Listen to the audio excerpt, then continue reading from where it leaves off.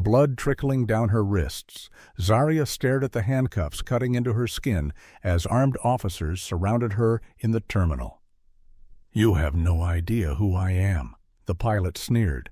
Little did he know the tall woman walking through the security checkpoint was about to change everything. Her badge glinted under the fluorescent lights. Before we dive into this powerful story about justice and standing up against discrimination, let me know where you're watching from in the comments. Hit that like button and subscribe to follow more stories of justice prevailing against all odds. Now, what would you do if you were in Zaria's position, facing prejudice while your powerful mother was just minutes away? Let's find out what happens when this pilot realizes the grave mistake he's made. Zaria Williams woke up at 4:30 in the morning, her excitement making sleep impossible despite the early hour. Today marked a turning point in her 17 years of life as she prepared to board a flight from Boston to Washington, D.C. for the National Science Innovation Competition. Her research on algorithmic bias in facial recognition technology had earned her one of only 10 finalist spots nationwide, a remarkable achievement that could cement her future at MIT or any other prestigious university she set her sights on. As she double-checked her presentation materials, Zaria's phone buzzed with a text from her mother. "Sorry I couldn't see you off, sweetheart. National security never sleeps. First-class upgrade confirmed. Dad will drop you at Logan. Knock them dead at NSIC. Love you." Zaria smiled, understanding the weight behind her mother's absence. Dominique Williams didn't just hold a job in national security. She was the Deputy Director of National Intelligence, one of the most powerful intelligence positions in the country.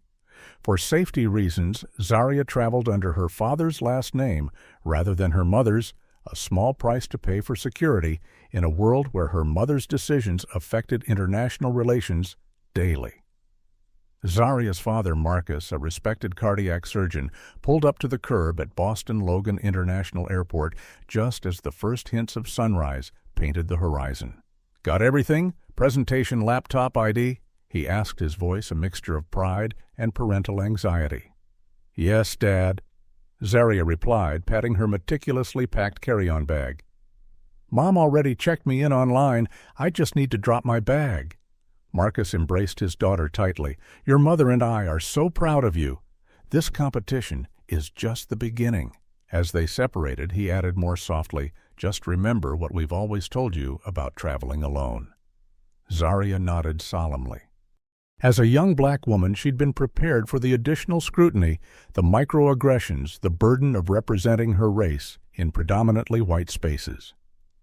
"I know, Dad. Head high, stay calm, document everything."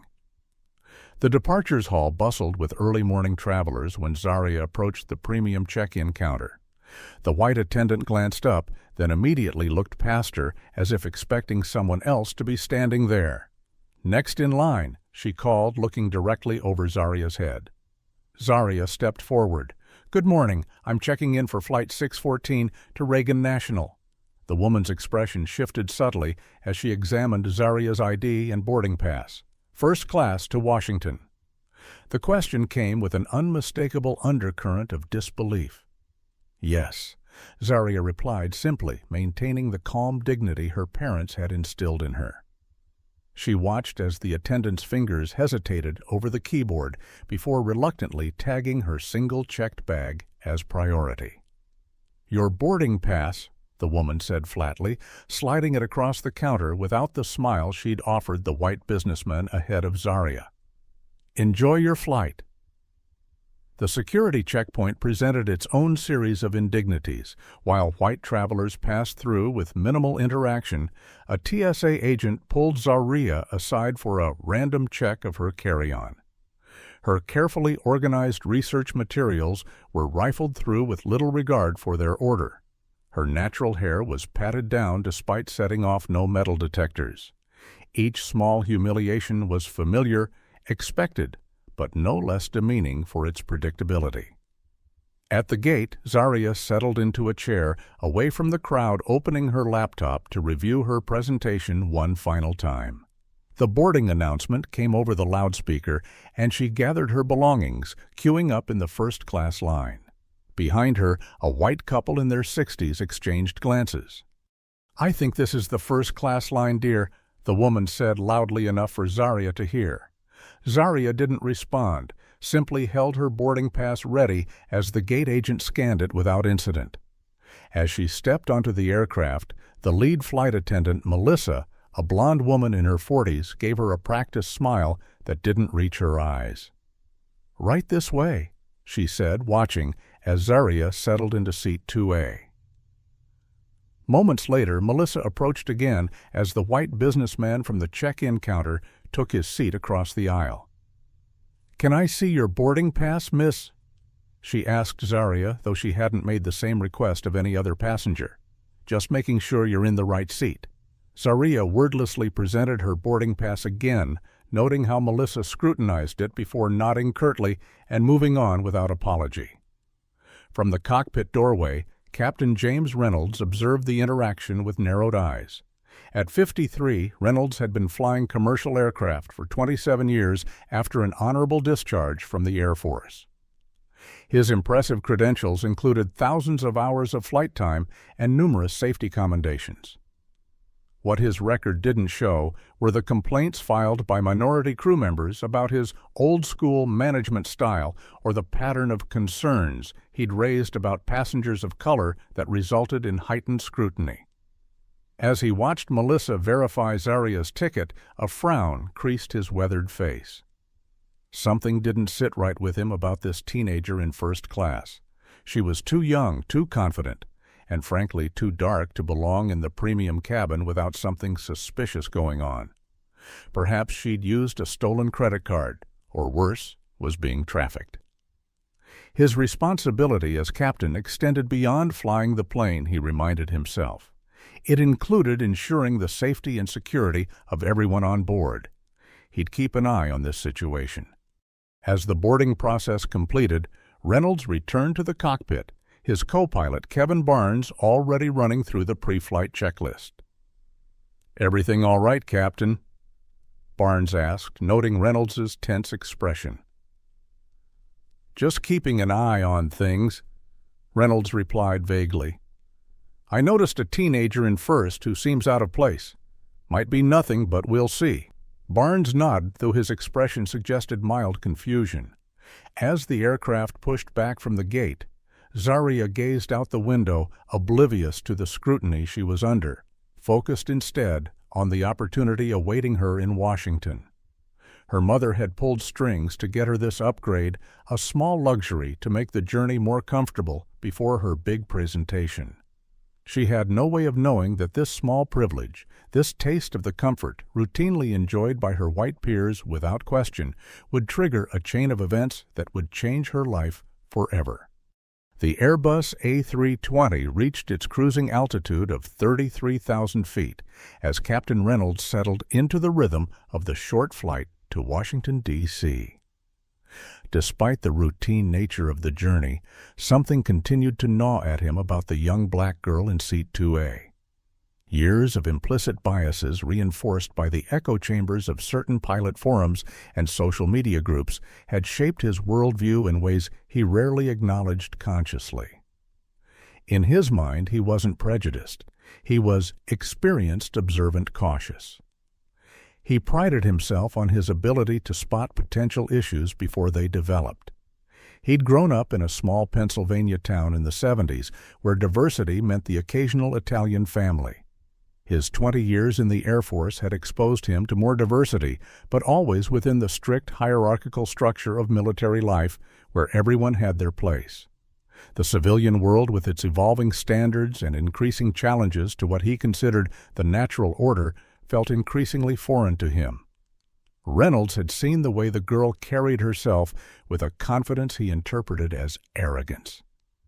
First class was for business executives, celebrities, and those who had earned their way to the front of the plane through years of hard work and achievement.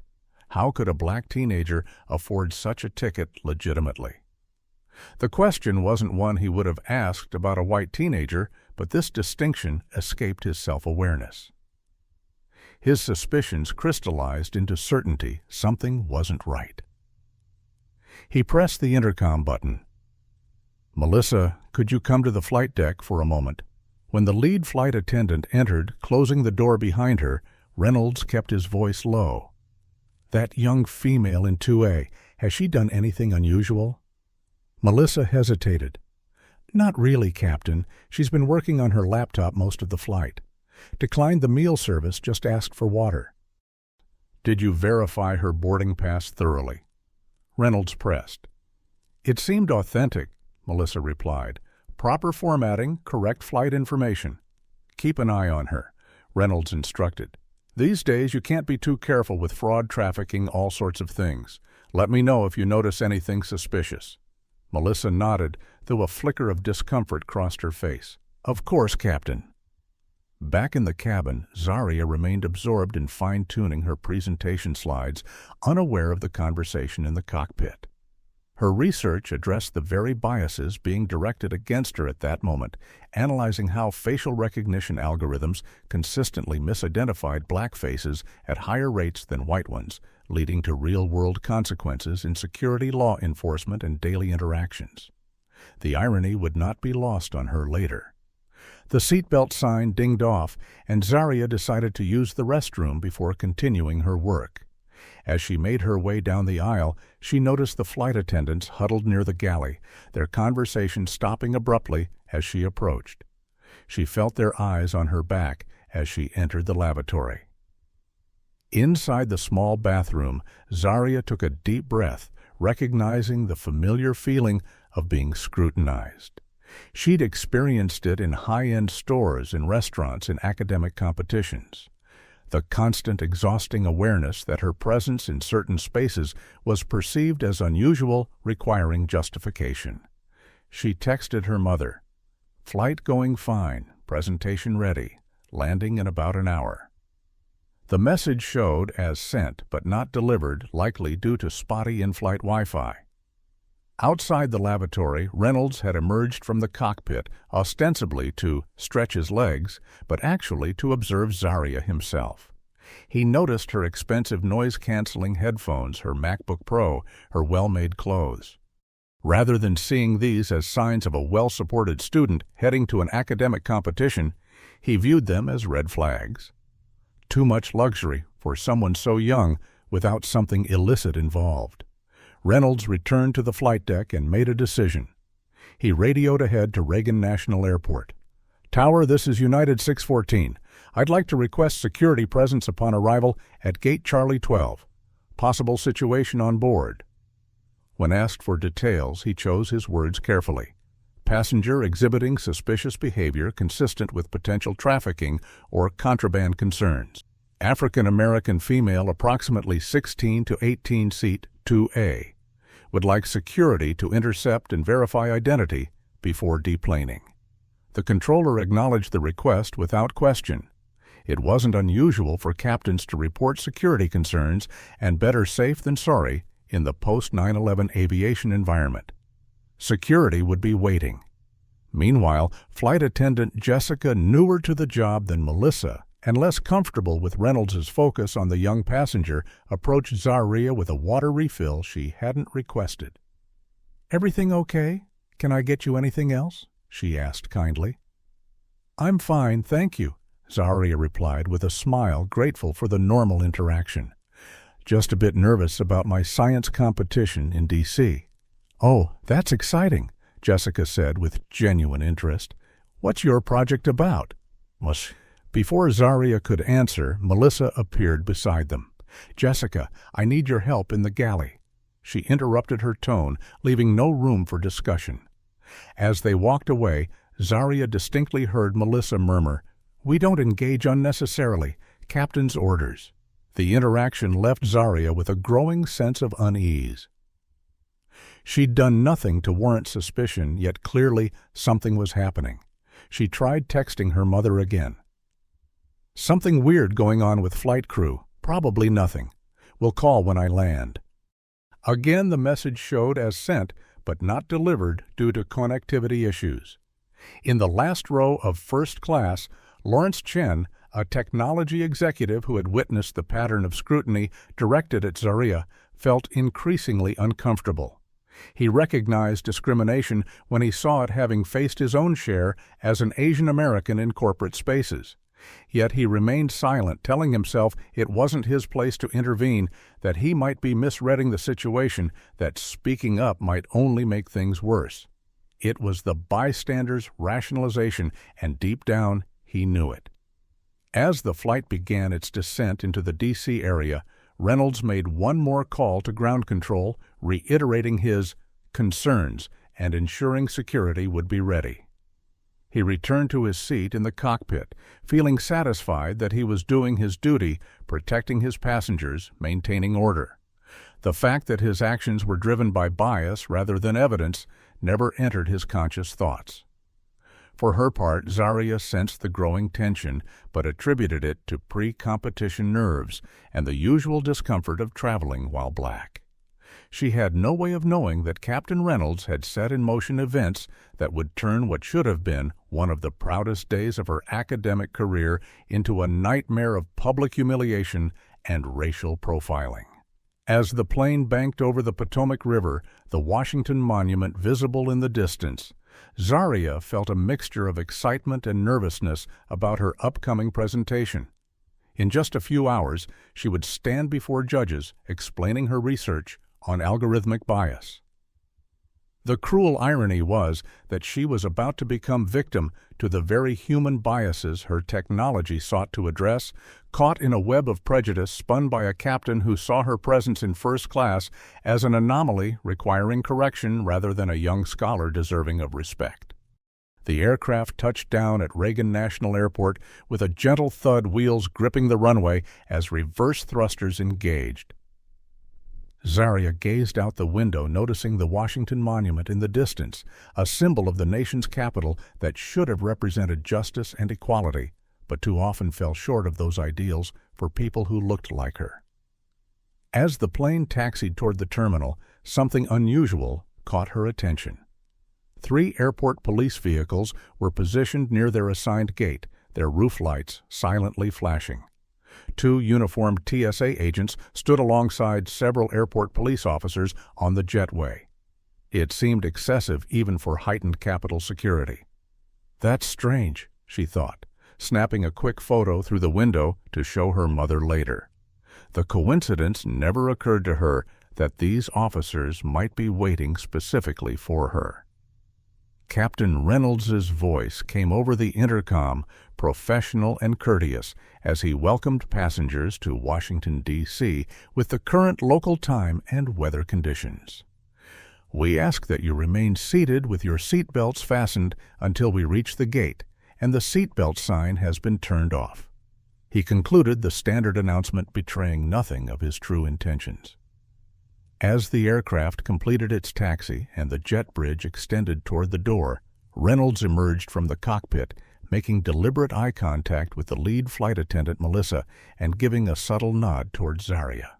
Melissa's lips tightened almost imperceptibly before she moved to the front galley to prepare for deplaning. The seatbelt sign dinged off, and passengers began the familiar ritual of standing to retrieve bags from overhead compartments. Zaria remained seated, taking a moment to gather her presentation materials and secure her laptop in its case. She was in no rush, confident that her mother had arranged for a car service to take her directly to the competition venue. The cabin door opened, and rather than the usual announcement welcoming passengers to deplane, an unexpected silence fell. 4 uniformed officers stepped aboard. Captain Reynolds pointed directly at Zaria. "That's her. Seat 2A. The officers moved swiftly down the aisle toward her, hands resting on their holstered weapons. "Ma'am, we need you to come with us." The lead officer, a tall man with the name Blake on his badge, stated firmly. Confusion washed over Zaria's face. "Me? There must be some mistake." "No mistake," another officer replied curtly. "Stand up slowly and keep your hands where we can see them." The entire first-class cabin had fallen silent, all eyes fixed on the unfolding scene. Whispers rippled through the cabin. What did she do? Must be something serious. You never know these days. Zaria's heart hammered in her chest as she slowly stood conscious of every movement. "Can you please tell me what this is about?"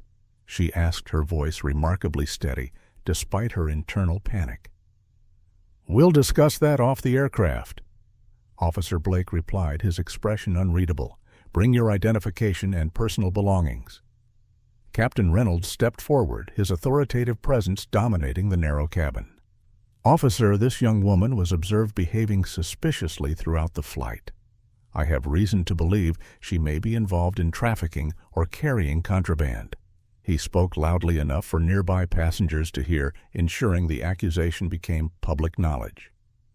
"My name is Zaria Williams," she said, clearly fighting to keep her voice from trembling. "I'm 17 years old, and I'm here for the National Science Innovation Competition. My mother is Dominique Williams, Deputy Director of National Intelligence. If you'll allow me to call her—" A derisive snort from Reynolds cut her off. "Sure, and my father's the president. Let's skip the fantasies, shall we?" One officer moved behind her while another stood at her side. "We need to check your bag, miss," Blake stated, already reaching for her carry-on. "Do I have a choice?" Zaria asked, knowing the answer. "Not if you want to do this the easy way," came the reply. As Blake unzipped her bag, the cabin watched in tense silence. After a moment of searching, he pulled out something that made Zaria's blood run cold, a small clear bag containing white powder that she had never seen before. "Care to explain this, Blake asked, holding it up for all to see. "That's not mine," Zaria stated firmly, shock evident in her voice. "I've never seen that before in my life. Someone put that there." Another officer extracted her wallet from her purse. "We also have reports of possible credit card fraud," he said, removing a platinum card. "Is this yours?" Zaria stared at the unfamiliar card. "No, that's not mine either. My wallet was in my bag the entire flight. Someone must have planted these things." "Classic response," Reynolds commented from behind the officers. "They never take responsibility." Officer Blake's expression flickered briefly with something unreadable, perhaps doubt, before he resumed his professional demeanor. "Turn around, please, miss. Hands behind your back." The cold metal of handcuffs clasped around Zaria's wrists before she could process what was happening. The sensation was alien, terrifying. "You have the right to remain silent." Blake began reciting her Miranda rights as passengers filmed the arrest on their phones. The public humiliation was complete. As they escorted her down the aisle, Zaria held her head high, despite the tears threatening to spill. She caught the eye of Lawrence Chen, the Asian-American executive who had witnessed everything. His face showed regret and shame as he averted his gaze. The officers marched her through the terminal, a spectacle for hundreds of travelers. The handcuffs bit into her skin as she stumbled, slightly unused to walking with her hands restrained behind her back. Blood began to trickle from where the metal cut into her wrists.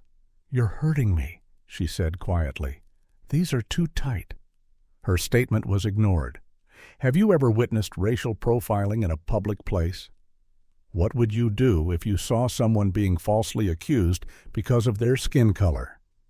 Comment number 1 if you believe Captain Reynolds should be immediately fired for his actions, or number 2 if you think we need more context before judging him. Don't forget to like and subscribe to support stories that expose injustice in our society. As Zaria was led through the terminal in handcuffs, who do you think will step in to help her first? A brave bystander, her powerful mother, or will she have to save herself? The clock is ticking for her science competition, and with every minute that passes, her chance at that MIT scholarship slips further away.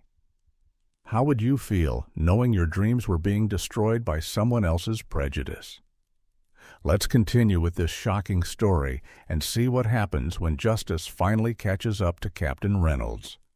The interrogation room at Reagan National Airport resembled a concrete box devoid of warmth or comfort by deliberate design.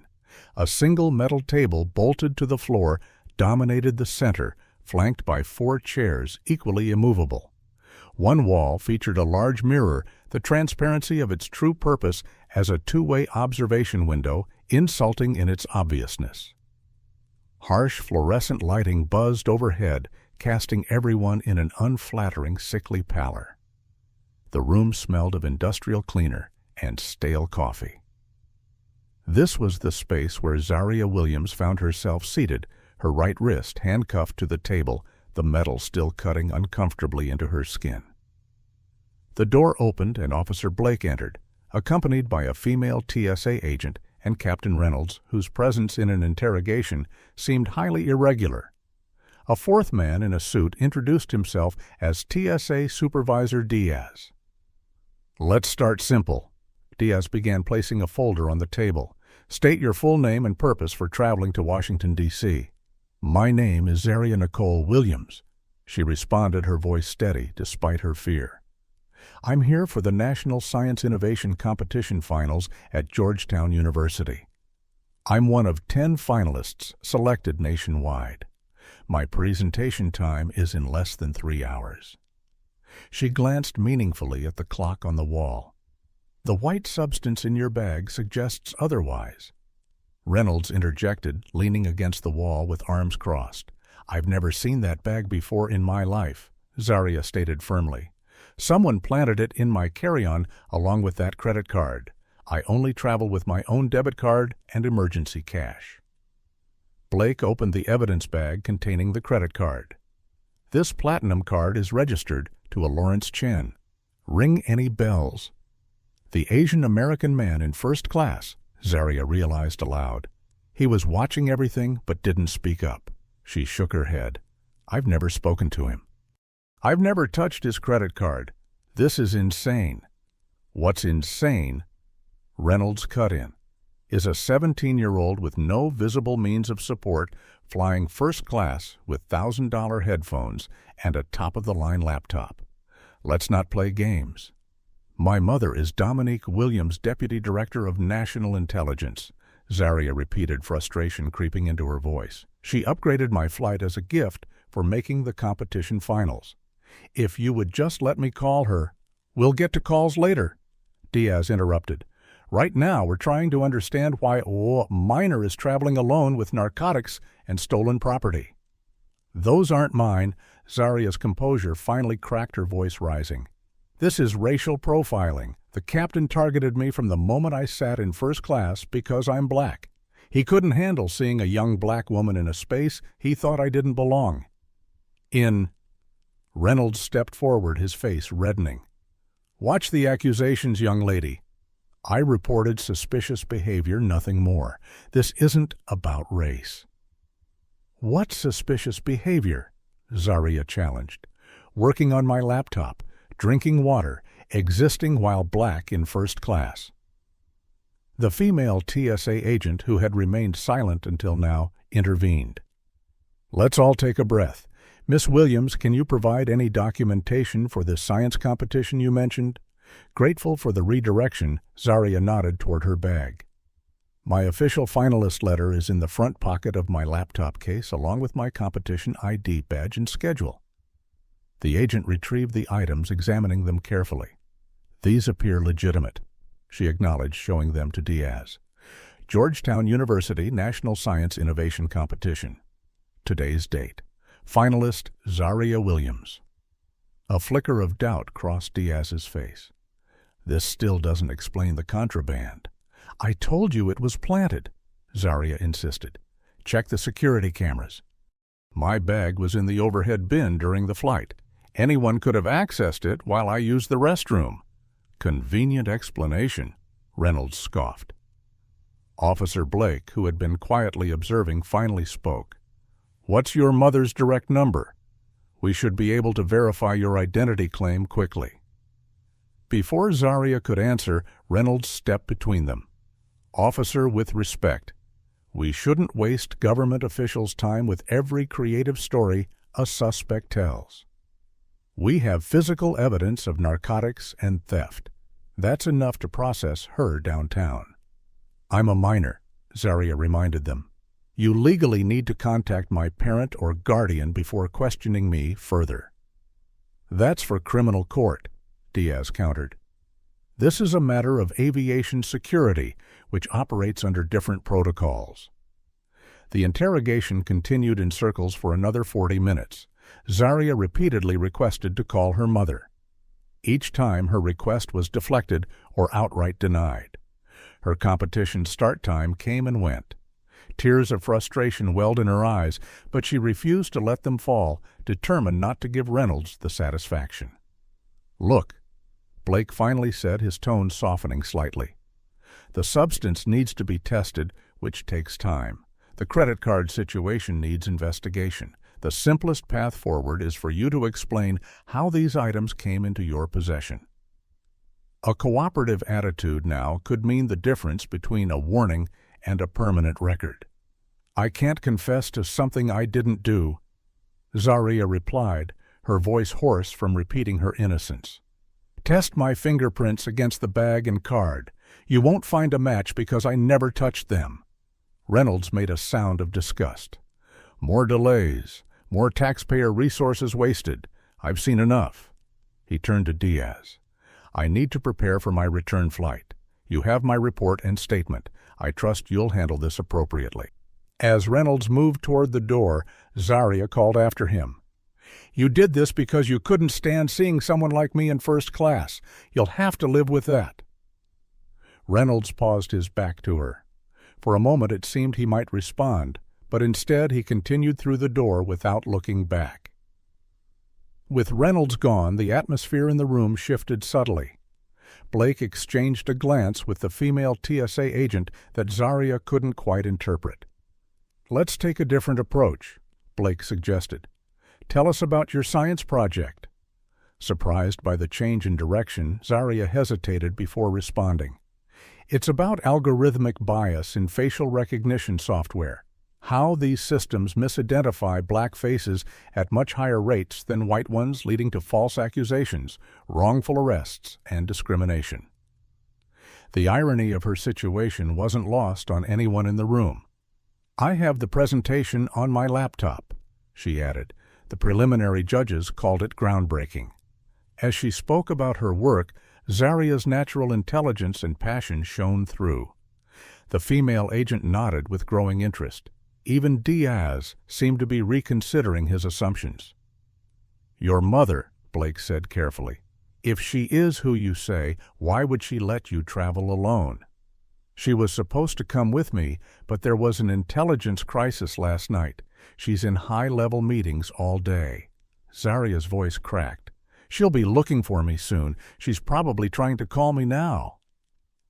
As if on cue, Diaz's phone rang.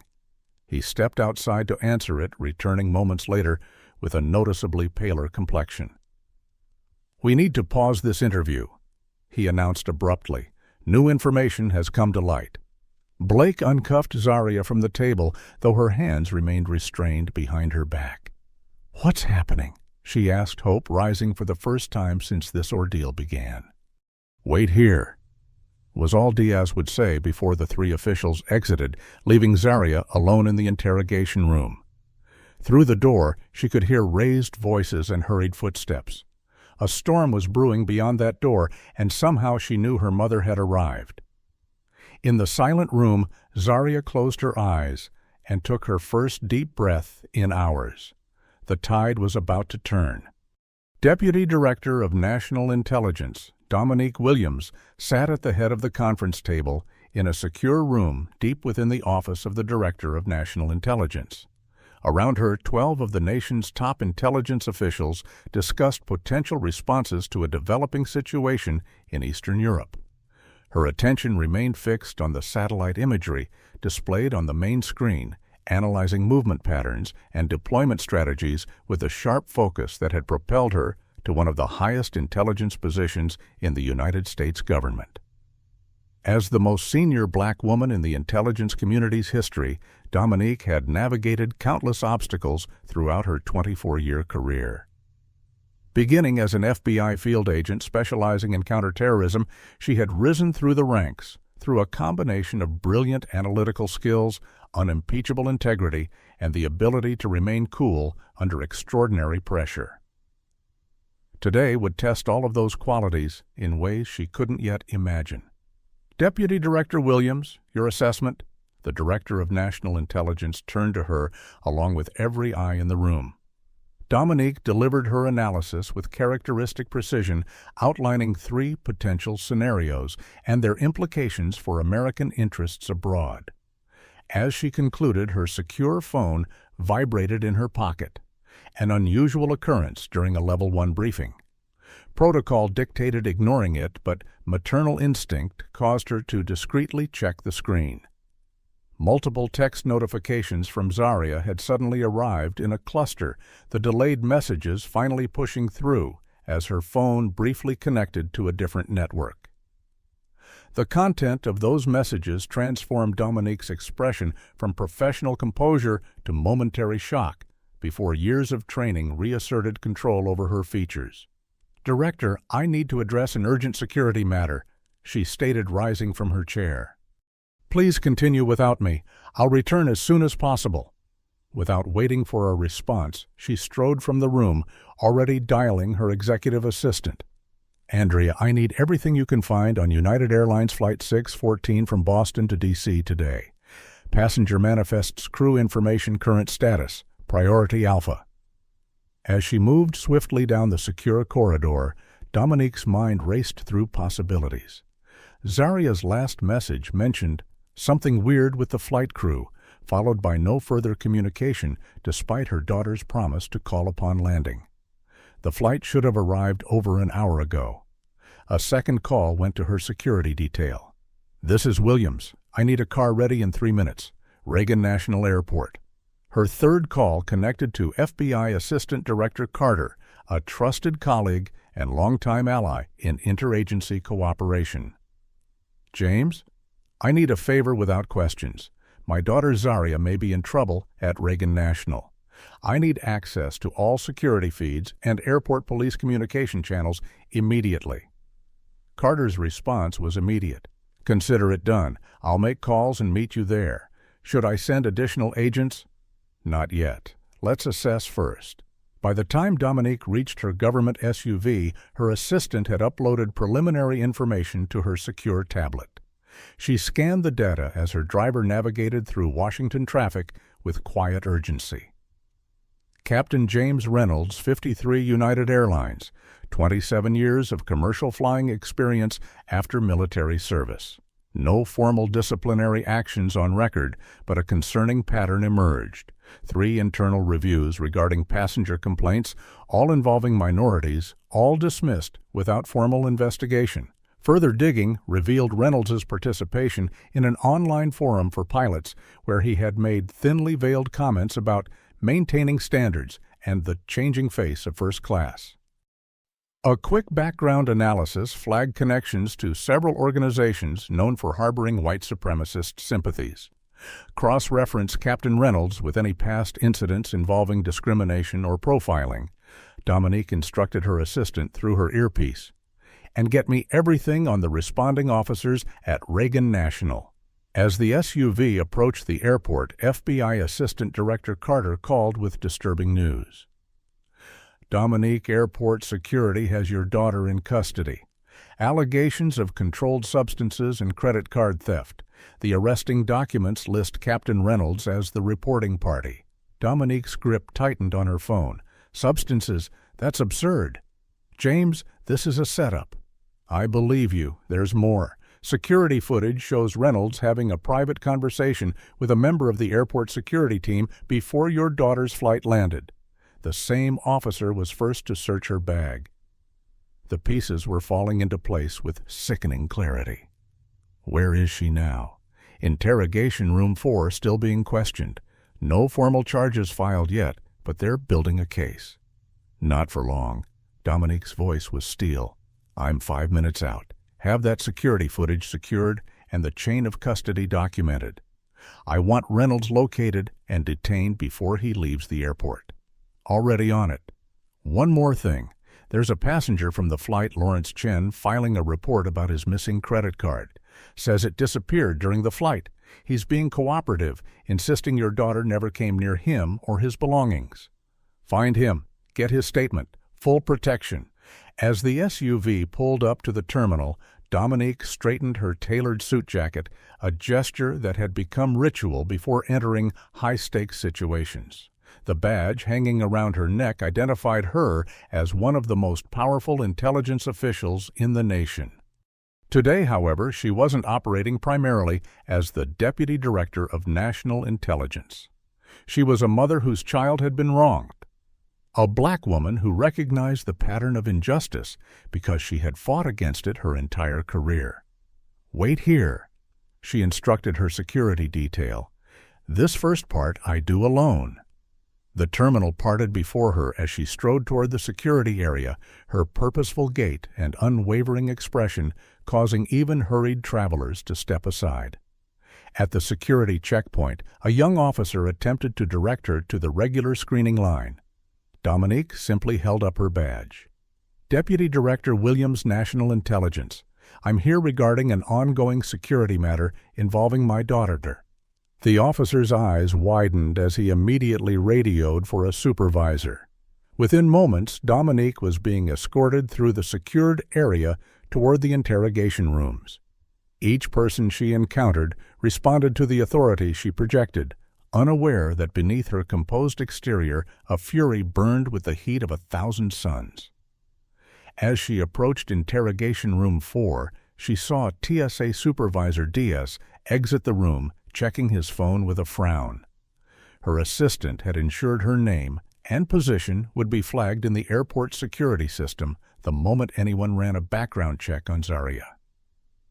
Diaz looked up, his expression shifting from annoyance to confusion as he registered the approaching figure and the credentials she wore. Before he could speak, Dominique's phone rang.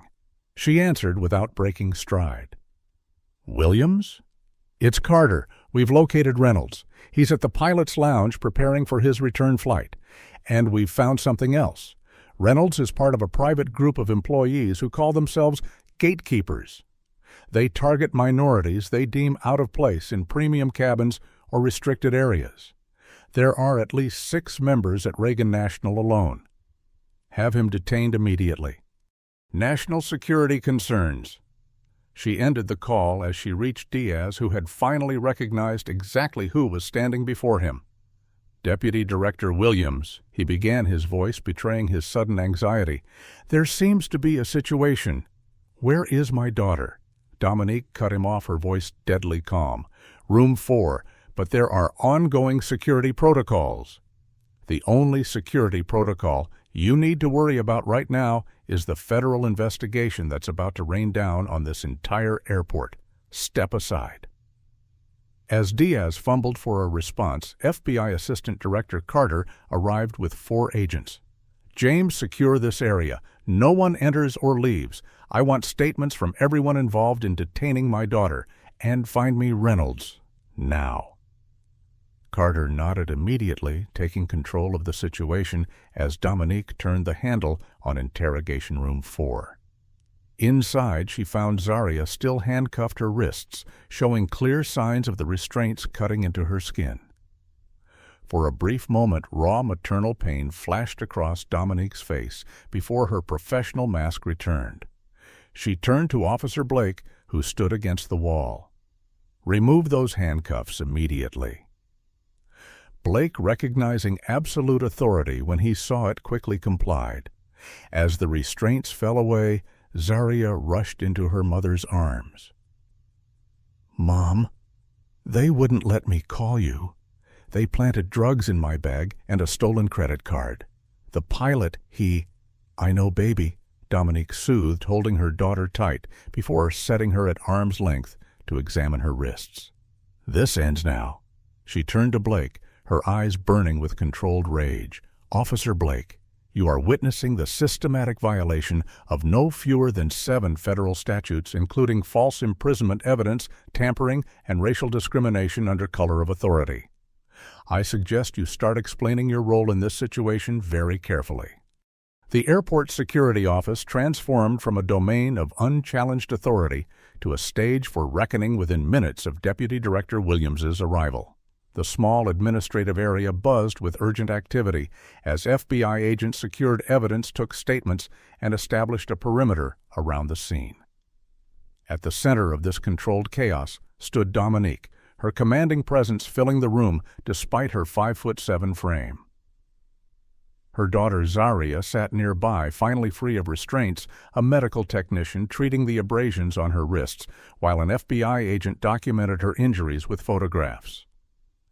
Captain James Reynolds had been located and escorted to the security office, his confident swagger diminishing with each step as he realized the gravity of the situation. He now sat rigidly in a chair across from Dominique, his airline uniform no longer a symbol of authority, but a costume that failed to disguise his true character. TSA Supervisor Diaz stood nervously to one side while Officer Blake remained near the door, his expression suggesting internal conflict as he watched the scene unfold. "Captain Reynolds," Dominique began, her voice carrying the weight of her position, yet betraying none of the maternal fury she contained. "I'd like you to explain why you falsely reported my daughter for narcotics possession and theft." Reynolds straightened his shoulders, clinging to his fabricated narrative. "Ma'am, with all due respect, I reported suspicious behavior as required by federal aviation regulations. The subsequent discovery of contraband confirmed my concerns were valid." "Interesting," Dominique replied, her tone dangerously measured, "especially since we have security footage of your conversation with Officer Wilson 20 minutes before my daughter's flight landed. The same Officer Wilson who discovered these items in her bag." She gestured to an FBI agent who turned a laptop toward Reynolds, displaying crystal-clear footage of his furtive meeting with the now missing security officer. "Where is Officer Wilson now?" Dominique asked, turning to Diaz. The TSA supervisor swallowed hard. "He completed his shift and left the premises approximately 30 minutes ago." "Find him," Dominique instructed an FBI agent without taking her eyes off Reynolds. "Full tactical response. He's tampering with evidence in a federal investigation." Reynolds's complexion paled slightly, but he maintained his facade. "I don't know what you're implying, but I followed standard procedures for reporting suspicious activity." "Let's be precise about what constitutes suspicious activity in your assessment." "Captain Reynolds," Dominique countered. She opened a folder and extracted several printed pages. "According to your own statements, my daughter's suspicious activities included sitting in first class, using a laptop, declining meal service, visiting the lavatory, and possessing quality headphones." She looked up from the paper. "Are these behaviors typically reported when observed in white passengers?" Before Reynolds could respond, the door opened and Lawrence Chen entered, escorted by an FBI agent. "Mr. Chen," Dominique acknowledged. "Thank you for staying to provide your statement." Chen nodded respectfully. "I should have spoken up sooner. I witnessed everything from the adjacent seat. The flight attendant only questioned your daughter's right to be in first class, not any other passengers." The captain watched her specifically throughout the flight. He turned to Zaria. "I'm sorry I didn't say something on the plane. And I want to be clear, my credit card was in my jacket pocket the entire flight. I never lost it. Someone took it from me during the security check after we landed." Reynolds shifted uncomfortably as the evidence mounted against him. "This is being blown out of proportion, he attempted. "Aviation security requires vigilance." "Don't do." Dominique cut him off, her voice sharp. "Don't insult everyone's intelligence by hiding your bigotry behind security protocols." She turned to an agent. "Show him." The agent played a video on the laptop, Reynolds on a private online forum for pilots writing, "Another day, another entitlement case in F class. Young female obvious attitude taking up space meant for actual premium passengers. Handled it appropriately. Gatekeepers, 1. Boundary pushers, 0. The post was dated just 30 minutes earlier, sent from the pilot's lounge. Reynolds's face flushed with anger and embarrassment. Private communications have nothing to do with— They have everything to do with establishing pattern and intent, Dominique interrupted. Let me be absolutely clear about what happened today. You saw a young black woman in first class and decided she didn't belong there. You manufactured security concerns without evidence. You colluded with security personnel to plant contraband and stolen property in her possession. You publicly humiliated a minor. And you documented your actions in a forum linked to white supremacist ideology. The room fell silent as Reynolds finally seemed to comprehend his situation. His eyes darted around the room seeking an ally and finding none. Even Diaz had taken a step back, physically distancing himself from the captain. "You have no idea who I am." Reynolds attempted a final desperate grasp at intimidation. Dominique's expression remained unchanged. "On the contrary, Captain, I know exactly who you are. The question is whether you understand who I am, and more importantly, who my daughter is."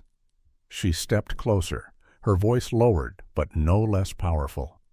"You saw a black teenager and assumed criminal. You never considered honor student or science competition finalist. And you certainly never considered daughter of the Deputy Director of National Intelligence." Reynolds paled further. "This was never about race," he insisted weakly. "This was always about race," Dominique corrected. "And now it's about consequences." She turned to Assistant Director Carter. "James, I want a full investigation into the Gatekeepers group. Every member, every incident, every victim. This stops today." Officer Blake, who had been observing silently, finally stepped forward. "Deputy Director, I'd like to cooperate fully with the investigation. I had doubts about the captain's claims from the beginning, but I failed to act on those doubts. That's on me." Dominique assessed him thoughtfully. "Your honesty is noted, Officer Blake. We'll need your full statement." As the confrontation unfolded, Zaria watched her mother with a mixture of awe and relief. This was Dominique Williams in her element, poised, strategic, unstoppable when pursuing justice. It was a side of her mother Zaria had heard about but rarely witnessed directly. The security office door opened again, and a breathless airport director entered, clearly having rushed from another location. "Deputy Director Williams," he began, "I've just been briefed on the situation. I want to personally assure you that this incident does not reflect our airport's values or protocols." Dominique turned her gaze to him, unimpressed by the obvious damage control. "Then explain why your security staff participated in a conspiracy to falsely accuse a minor. Explain why Officer Wilson was allowed to leave the premises after planting evidence. Explain the 3 previous complaints against Captain Reynolds that were dismissed without investigation." The director fumbled for words as Reynolds's head snapped up in surprise at the mention of previous complaints. You know about those—" "I know about everything, Captain Reynolds," Dominique stated simply. "Every complaint, every forum post, every connection to organizations that should disqualify you from transporting passengers." She addressed the room at large. "What happened to my daughter today is not an isolated incident. It's part of a pattern that has been allowed to continue through institutional indifference and active concealment. That ends today." Have you ever witnessed someone powerful standing up against injustice? Would you have the courage to speak truth to power like Dominique is doing? Comment number 1. If you believe more people in positions of authority should use their influence to fight discrimination, or number 2, if you think Dominique is going too far in her response. Don't forget to like and subscribe to follow more stories of justice prevailing against the odds. As Reynolds's carefully constructed world begins to crumble, what do you think will happen next? Will the other members of the Gatekeepers be exposed? Will Zaria still have a chance to present at her competition? And most importantly, how will this experience shape her future fight against algorithmic bias and systemic racism? The confrontation is just beginning, and the ripple effects will extend far beyond this airport. The next 2 hours unfolded with the precision of a carefully orchestrated operation as Dominique Williams transformed a personal injustice against her daughter into a systematic investigation that would eventually reshape airport security protocols nationwide. FBI agents converted a nearby conference room into a command center, multiple computer screens displaying security footage from every angle of the terminal cockpit and baggage handling areas.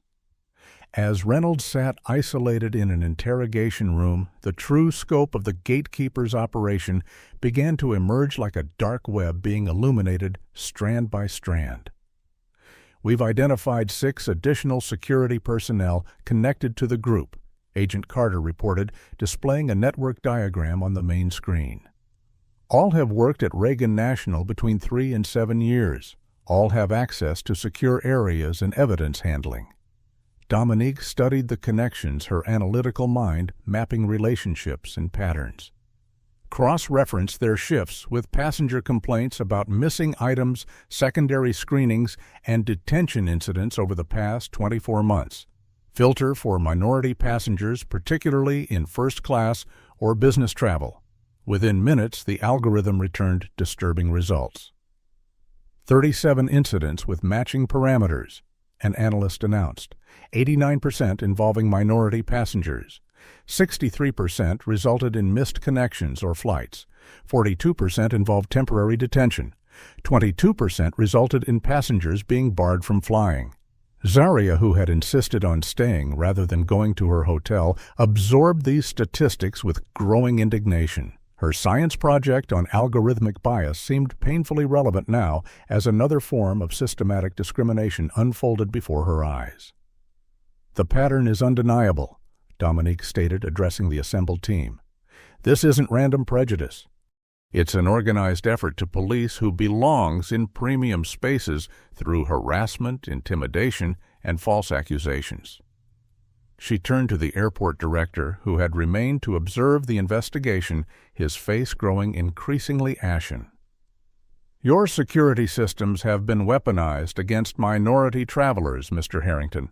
The question is whether this happened through negligence or complicity." Before he could stammer a response, an FBI technical analyst called for attention. "We've accessed Reynolds's communications. The Gatekeepers used encrypted messaging to coordinate their activities. The screen displayed a series of messages, each more damning than the last. Reynolds to Officer Wilson, sent 3 hours earlier. First class princess in 2A, attitude problem, needs a lesson in her place. Wilson's response, copy, welcome package ready for arrival. Another message to a different security officer. Running her ID quietly, nothing yet. Proceed with Plan B. The communications painted a clear picture of coordination and premeditation. While these messages were being analyzed, another agent approached with evidence bags containing the planted contraband and credit card. Preliminary testing shows no fingerprints from Zaria Williams on either item. However, we found partial prints matching Officer Wilson on both, as well as Captain Reynolds's prints on the credit card sleeve. Lawrence Chen, who had provided a full statement and remained to assist the investigation, identified his credit card. "It was in my jacket pocket during the flight. I was separated from my jacket only during the secondary screening after we landed." Security footage confirmed his account, showing Officer Wilson directing Chen to place his jacket in a bin during an unusually thorough search. The footage clearly captured the moment Wilson's hand slipped into the jacket pocket. "We've got them," Carter stated, the satisfaction evident in his voice. "Evidence tampering civil rights violations, conspiracy, false imprisonment, and that's just the beginning." Dominique nodded, but her expression remained troubled. "This isn't just about today or these individuals. We need to understand how far this network extends." She turned to another analyst. "Check all airports where Reynolds has flown regularly. Cross-reference security personnel complaints, incident reports. Look for the same patterns." As this broader investigation launched, Zaria approached her mother with her laptop. "Mom, I want to show you something." On the screen was her competition presentation, specifically a section on pattern recognition in discriminatory practices. My algorithm is designed to detect exactly these kinds of statistical anomalies in systems where bias can be hidden behind procedural justifications. Dominique studied the presentation with growing appreciation. You've created a tool that could have exposed this operation months ago. That's why they targeted me.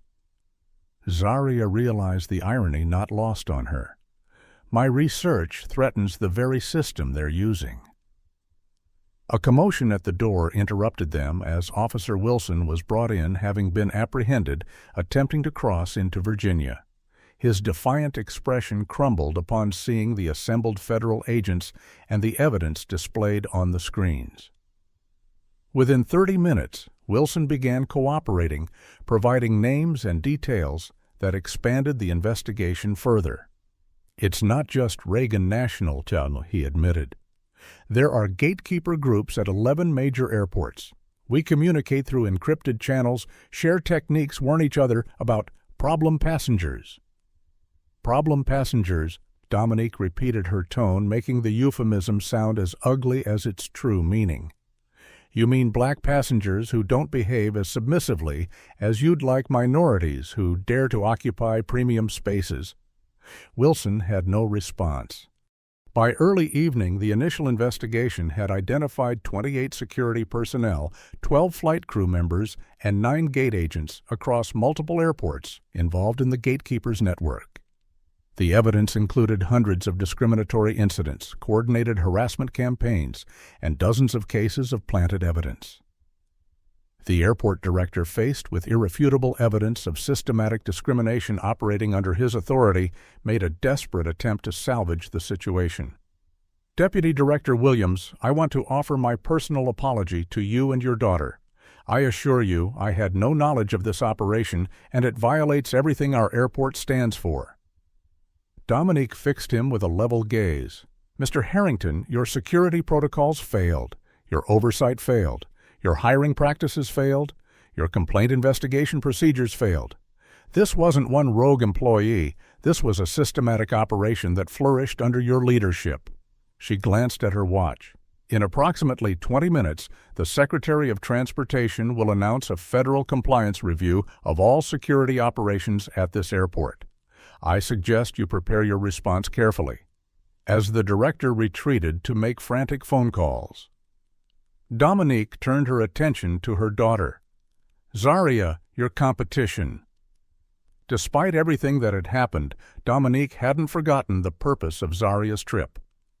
It's too late, Zaria replied, checking the time. My presentation slot was 3 hours ago. Not necessarily. Dominique pulled out her phone. Let me make a call. While Dominique worked her connections, Assistant Director Carter approached Zaria. I reviewed your research, he said, gesturing to her laptop. Your algorithm for detecting bias in facial recognition could be immensely valuable to our field operations. Would you consider allowing the FBI to test it?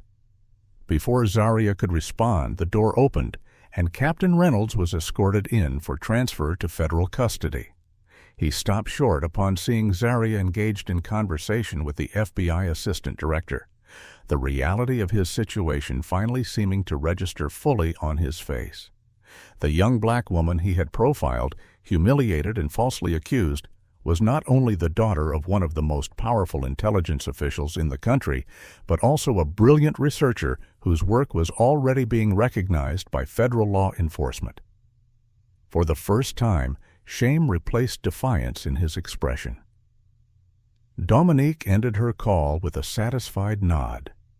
The competition organizers are convening a special session for your presentation tomorrow morning. The judges will all be there. She placed a hand on her daughter's shoulder. This is your moment, Zaria. Your research isn't just academic anymore. Today showed exactly why your work matters. As federal agents continued their investigation into the night, the mother and daughter prepared to leave the airport, their ordeal transforming from a personal injustice into the catalyst for a national reckoning. The system that had been weaponized against them was now being dismantled, exposed to the light of scrutiny and accountability. And Zaria's algorithm, designed to detect the very bias she had experienced, would soon become part of the solution. Morning light streamed through the windows of the Georgetown University auditorium as Zaria stood at the podium, her presentation materials displayed on the large screen behind her. Less than 24 hours had passed since she'd been handcuffed and humiliated at Reagan National Airport, yet here she stood poised and focused despite the lingering ache in her wrists. The audience before her was not the standard panel of judges she had expected. News of yesterday's events had spread through academic and government circles, transforming her rescheduled presentation into something much more significant. In addition to the competition judges, the audience now included representatives from the Department of Justice, Civil Rights Division, technology executives from major facial recognition companies, and a delegation from the Congressional Black Caucus. Her mother sat in the front row alongside FBI Assistant Director Carter and, surprisingly, Officer Blake, who had requested permission to attend after providing a detailed statement about the airport incident. My research began with a simple question. Zaria started, her voice strong and clear. Why do facial recognition systems consistently misidentify black faces at rates up to 100 times higher than white faces? The standard explanation has been insufficient training data, but my findings suggest something more fundamental is at work. She advanced to her first data slide, showing comparison matrices of identification accuracy rates across different demographic groups. The algorithmic bias isn't just a technical problem. It's a reflection of systemic biases in how we design, implement, and deploy these technologies. As she moved through her presentation, Zaria incorporated yesterday's experience, turning personal trauma into powerful evidence. Less than 24 hours ago, I experienced firsthand how bias operates within systems supposedly designed for security and safety. A network of individuals weaponized airport security protocols against minorities they deemed out of place in premium spaces. They used the language of security to justify discrimination, much as we use the language of technical limitations to explain away algorithmic bias. The room was utterly silent, captivated by the 17-year-old who spoke with the authority of lived experience backed by rigorous research. The solution I've developed is a two-part approach. Zaria continued, displaying her algorithm's architecture. First, a diagnostic tool that can detect statistical patterns of bias in identification systems by analyzing outcome disparities across demographic groups. Second, a corrective framework that addresses not just the symptoms of misidentification, but the underlying structures that produce biased results. She demonstrated the algorithm using test data, showing how it flagged potential bias hotspots in existing systems and suggested specific interventions. As she concluded her presentation, the applause was immediate and sustained. The head judge approached the microphone. Ms. Williams, I speak for the entire panel when I say your work is not only scientifically significant, but urgently necessary. Do you have plans for further development of this technology? Before Zaria could answer, Lawrence Chen rose from his seat.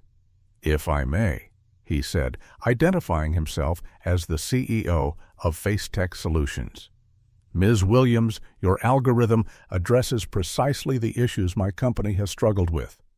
I'd like to offer you full funding to continue this research with no strings attached. Your work deserves to be developed on your terms. A representative from the Congressional Black Caucus followed. The implications of your research extend far beyond private industry. There's strong interest in creating federal standards for unbiased facial recognition, especially in law enforcement applications. We would welcome your input in shaping that legislation. As offers and commendations continued, Dominique watched her daughter with fierce pride. This was more than academic recognition. It was vindication and empowerment. When the formal presentation concluded, Zaria was surrounded by attendees, eager to speak with her. Officer Blake approached cautiously, waiting for a moment when she was less crowded. Ms. Williams, he began, his discomfort evident. I wanted to apologize in person. I failed to intervene when I saw something wrong happening. I was part of a system that hurt you, even if I didn't plant evidence or make false accusations. Zaria studied him thoughtfully. What will you do differently going forward, Officer Blake? I've requested transfer to a new department being formed to review security procedures for bias, he replied, and I've agreed to testify against Reynolds Wilson and the others. It's not enough, but it's a start. Meanwhile, across town at the federal courthouse, Captain Reynolds and Officer Wilson faced their initial hearing. The charges were extensive conspiracy against rights, deprivation of rights under color of law, false statements to federal officers, evidence tampering, and more. As details of the Gatekeepers network emerged in preliminary filings, multiple airlines announced internal investigations into crew complaints and passenger incidents. Reynolds' airline placed him on immediate unpaid leave, pending termination proceedings, publicly distancing themselves from his actions. The afternoon brought another significant development as the Secretary of Transportation held a press conference announcing a comprehensive review of security screening procedures at all major U.S. airports. What happened to Zaria Williams represents a fundamental failure of our system, the Secretary stated. We cannot call ourselves a nation of equal protection when traveling, while black means facing additional scrutiny, harassment, or worse. The airport director, who had attempted to minimize the situation, was placed on administrative leave, his leadership during the scandal deemed inadequate by the Airport Authority Board. After completing media interviews about her research, Zaria returned to her hotel room exhausted but fulfilled.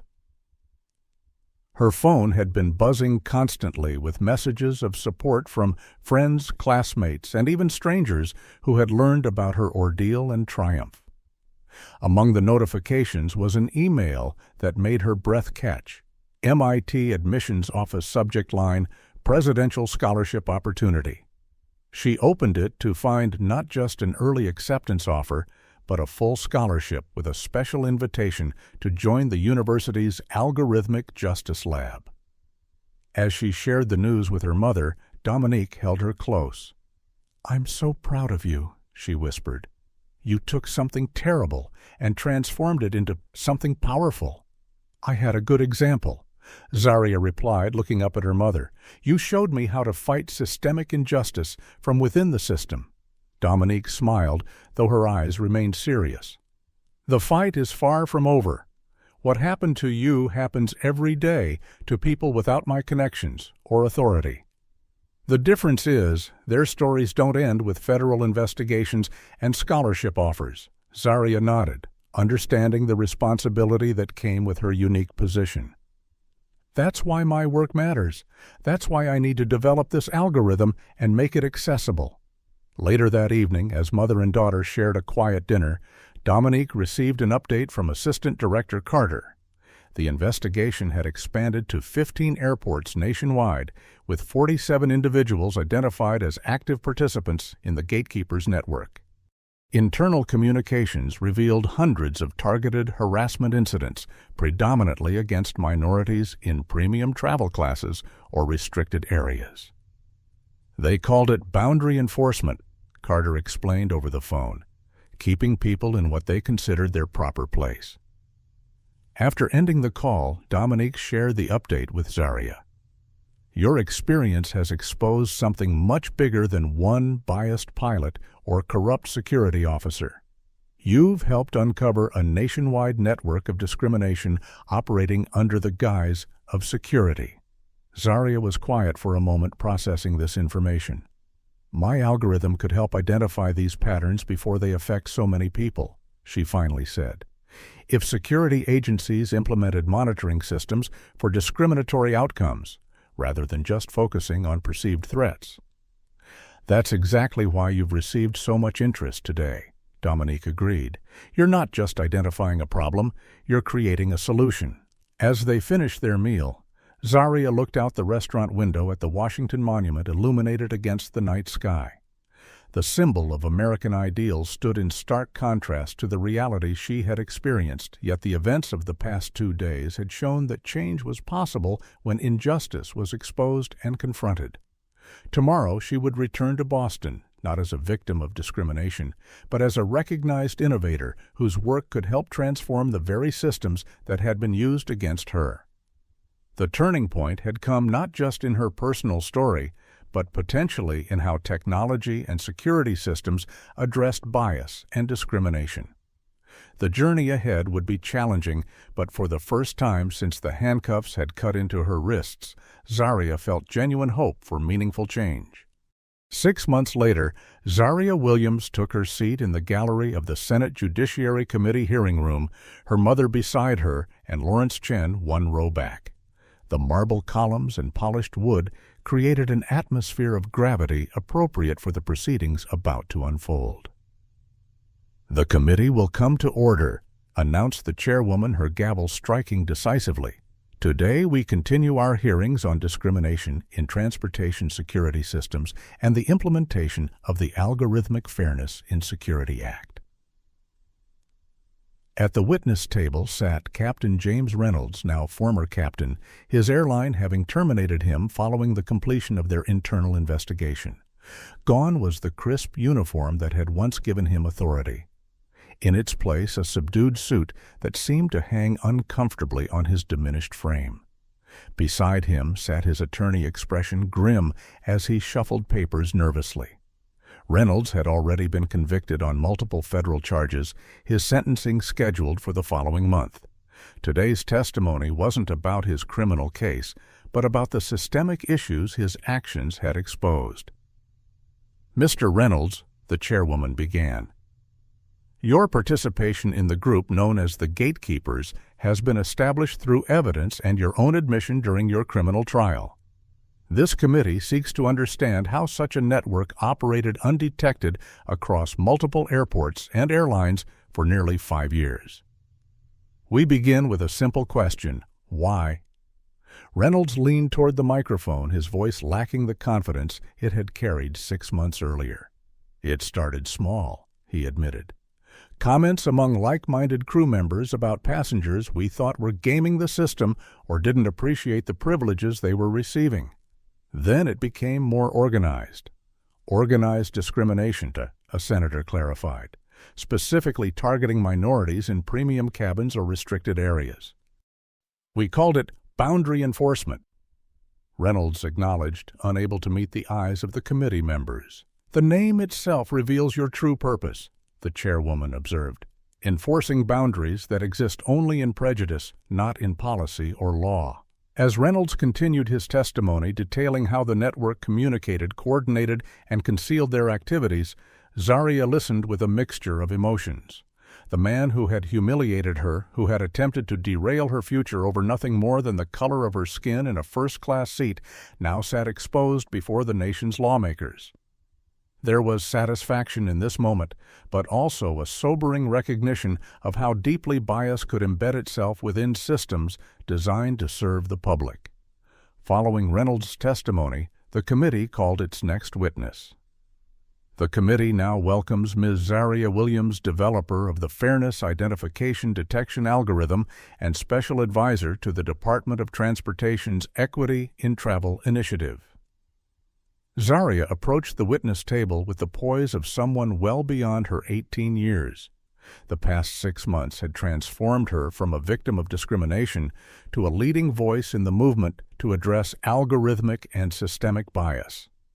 Her research, which had already earned her that MIT scholarship, had now been implemented as a pilot program at 3 major airports, with preliminary results showing a 40% reduction in discriminatory security screening incidents.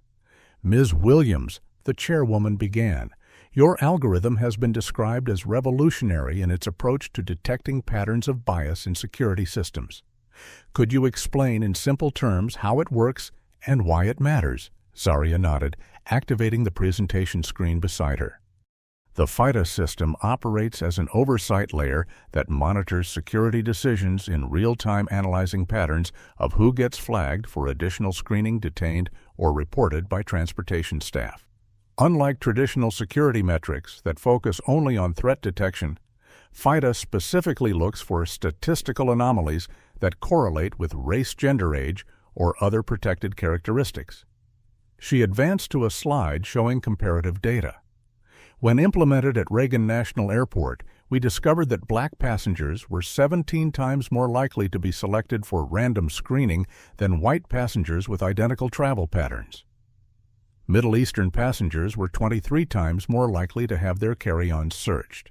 These disparities couldn't be explained by any legitimate security factors.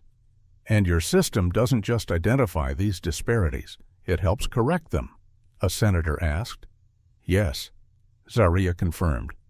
FIDA provides real-time feedback to security supervisors, flagging potential bias before it impacts more travelers. It also creates accountability by generating reports that can't be easily dismissed or buried. The system doesn't replace human judgment. It enhances it by making unconscious patterns visible. As Zaria's testimony continued, Reynolds sat in increasingly uncomfortable silence, forced to hear the systematic dismantling of the discriminatory practices he had championed. When she finished her presentation, the applause from the gallery was spontaneous and sustained, causing the chairwoman to gently rap her gavel for order. The hearing continued with testimony from Lawrence Chen, who had become a leading corporate advocate for anti-discrimination measures in travel and technology. His company had implemented Zaria's algorithm across their entire facial recognition platform, improving accuracy rates for minority faces by 68%. What began as a terrible experience for Ms. Williams has become a catalyst for overdue change, Chen testified. As business leaders, we have a responsibility to ensure our technologies and services don't perpetuate discrimination, whether algorithmic or human. The final witness of the day was Officer Blake, who had indeed transferred to the newly formed Transportation Security Equity Division. The culture within airport security encouraged us to trust our instincts without questioning whether those instincts were actually biases, he explained. The gatekeepers exploited this culture, but they didn't create it. It existed because we never had systems in place to measure fairness, only systems to measure threat detection. After the hearing concluded, Zaria, Dominique, Lawrence, and Blake gathered in the hallway outside the committee room. Your testimony was powerful, Dominique told her daughter.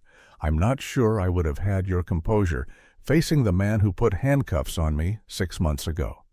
It's not about him anymore.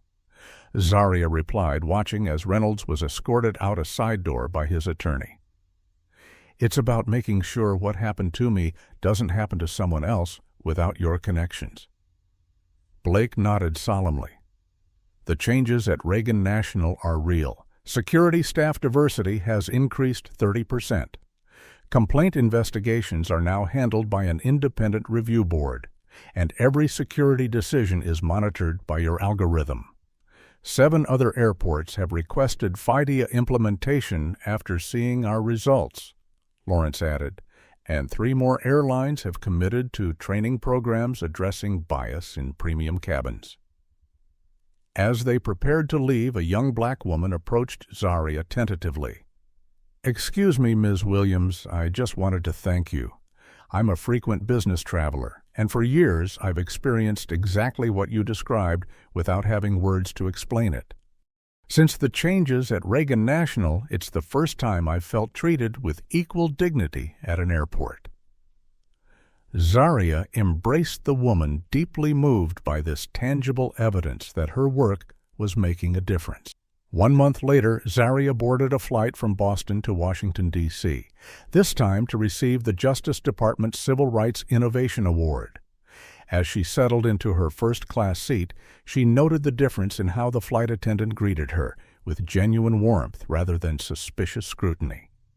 The changes were happening one interaction at a time. The flight attendant, noting Zaria's name on the passenger manifest, smiled with recognition. We've implemented your fairness training program throughout our airline, Ms. Williams. It's making a real difference for our crew and passengers. As the plane took off, Zaria gazed out the window at the receding Boston skyline. In a few months, she would begin her studies at MIT, continuing to develop her algorithm while pursuing her degree. Her research had expanded beyond facial recognition to address bias in hiring algorithms, lending decisions, healthcare diagnostics, and other systems where automated judgments affected human lives. What had begun as a traumatic experience of discrimination had transformed into a powerful movement for algorithmic justice. Reynolds would serve his sentence, but the true victory wasn't his punishment. It was the systematic changes his actions had inadvertently triggered. The Gatekeepers network had been dismantled, with over 70 individuals across 17 airports facing charges or employment termination. More importantly, the underlying systems that had allowed such discrimination to flourish were being redesigned with fairness and accountability at their core. As the aircraft reached cruising altitude, Zaria opened her laptop to review her acceptance speech for tomorrow's awards ceremony. The closing paragraph summed up her journey. Justice takes flight when we refuse to accept discrimination as normal, when we create systems that measure fairness as rigorously as they measure security, and when we acknowledge that true safety can only exist when dignity and equal treatment are guaranteed to all. The algorithms and institutions that shape our lives are not neutral. They reflect the biases of their creators. But together, we can rewrite the code of justice one line at a time. Have you ever experienced or witnessed discrimination that made you feel powerless only to find strength in standing up against it? Zaria's story reminds us that sometimes our most painful experiences can become our most powerful catalysts for change. If this story resonated with you, please like, subscribe, and share it with someone who needs to hear that justice is possible even in the face of deeply entrenched discrimination. Comment below with other topics related to algorithmic bias or systemic discrimination that you'd like to see explored in future stories. Remember, true change happens when we not only recognize injustice, but work actively to transform the systems that allow it to persist. Thank you for joining me on this journey through Zaria's powerful story of resilience and transformation. Zaria's journey illustrates how discrimination often hides behind protocols and security concerns, allowing bias to operate unchallenged within systems designed to serve everyone equally. Her story teaches us that true justice requires both individual courage and systemic change. When faced with discrimination, Zaria didn't just seek personal vindication. She transformed her experience into a catalyst for widespread reform. This demonstrates how our most painful encounters with injustice can become powerful tools for positive change. The story also highlights the critical importance of allies in different positions of power. Dominique used her authority to demand accountability. Lawrence leveraged his corporate influence to implement solutions, and even Officer Blake found redemption by acknowledging his complicity and working to reform the system from within. Perhaps most importantly, Zaria's algorithm reminds us that addressing discrimination isn't just about punishing individual bad actors. It requires creating systems that can identify, measure, and correct patterns of bias. Technical solutions must work alongside policy changes and cultural shifts to create lasting transformation. The lesson is clear: justice takes flight when we refuse to accept discrimination as normal, when we create systems of accountability, and when we work together across different spheres of influence to rewrite the codes, both technological and social, that govern our society. Has discrimination ever made you feel powerless in a place where you had every right to be? Zaria's story reminds us that speaking truth to power can transform individual pain into collective progress. If you've experienced or witnessed discrimination in spaces where you should have been welcomed, share your story in the comments below. Your voice matters in this crucial conversation. Did any particular moment in this story resonate with you personally? Was it Zaria's resilience, Dominique's fierce advocacy, or perhaps the systemic changes that followed? Let us know by typing "justice," followed by the part that moved you most. If you believe more stories like this need to be shared, please hit that like button and subscribe to support our mission of highlighting journeys of justice and transformation. Share this video with someone who needs to be reminded that change is possible even in the face of deeply entrenched discrimination. Thank you for joining us in this powerful story of courage, accountability, and systemic change. Together we can create a world where everyone flies first class in dignity and respect.